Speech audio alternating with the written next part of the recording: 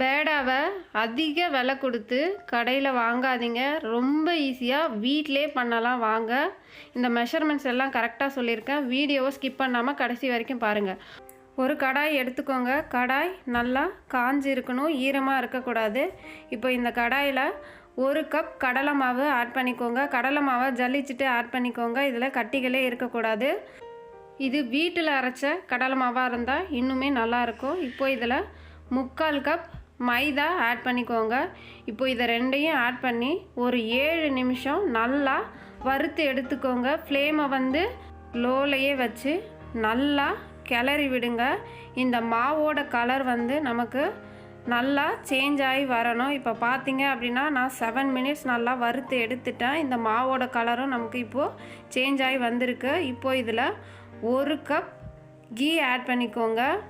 இதில் நீங்கள் பாதி கப் நெய், பாதி கப் எண்ணெயாகவும் ஆட் பண்ணிக்கலாம். பட் நீங்கள் 1 கப் நெய்யை ஆட் பண்ணும்போது டேஸ்ட்டு ரொம்பவே சூப்பராக இருக்கும். கடையில் வாங்குறத விடவே பெட்டராக இருக்கும். இப்போ இதை நல்லா மிக்ஸ் பண்ணி விடுங்க. இதில் கட்டிகளே இருக்கக்கூடாது. அந்தளவுக்கு நல்லா மிக்ஸ் பண்ணி எடுத்துக்கோங்க. இப்போ இதோட கலர் வந்து நமக்கு லைட் ப்ரௌனிஷாக சேஞ்ச் ஆகணும். இப்போ பார்த்தீங்க அப்படின்னா இப்போ கலர் நல்லா மாறி வந்திருக்கு. லோ ஃப்ளேம்லேயே வச்சு பண்ணணும். இப்போ இதை நல்லா ஆற விட்டுடுங்க. ஆற விட்டுட்டு இதில் 2 டீஸ்பூன் பால் பவுடர் ஆட் பண்ணிக்கோங்க. நான் சொல்கிறத நல்லா கவனிச்சுக்கோங்க. இது நல்லா ஆறி இருக்கணும், சூடாக இருக்கும்போது போடக்கூடாது. இப்போ இந்த பால் பவுடர் அதோட நல்லா மிக்ஸ் ஆகி வரணும். அந்தளவுக்கு நல்லா கலந்து விட்டுக்கோங்க. இப்போது ஒரு மிக்ஸி ஜாரில் 1 கப் சுகர் ஆட் பண்ணி நல்லா பவுடராக அரைச்சி எடுத்துக்கோங்க. இப்போ நான் அரைச்சி கொண்டு வந்துட்டேன். இப்போ பார்த்தீங்க அப்படின்னா இந்த அளவுக்கு நமக்கு நைஸான பவுடராக அரைச்சி எடுத்துக்கலாம்.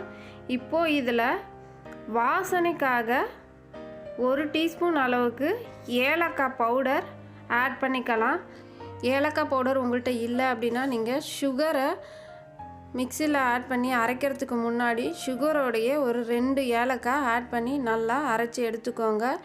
இப்போது நாம் ஒரு பிளேட்டில் இந்த பேடாவை பிடிச்சி வைக்க போகிறோம். கரெக்டான அளவுகள் வரணுன்றதுக்காக இந்த மாதிரி ஒரு கரண்டி எடுத்து அந்த கரண்டி அளவில் எடுத்து அழகாக பிடிச்சி எடுத்தீங்க அப்படின்னா உங்களுக்கு பர்ஃபெக்டான பேடா ரெசிபி ரெடி ஆகிடும். செம்ம டேஸ்ட்டாக இருக்கும். நீங்கள் கடையில் வாங்கினா கூட இவ்வளோ டேஸ்ட்டாக கிடைக்காது. உங்களுக்கு என்ன ஷேப்பில் வேணால் பிடிச்சி எடுத்துக்கலாம்.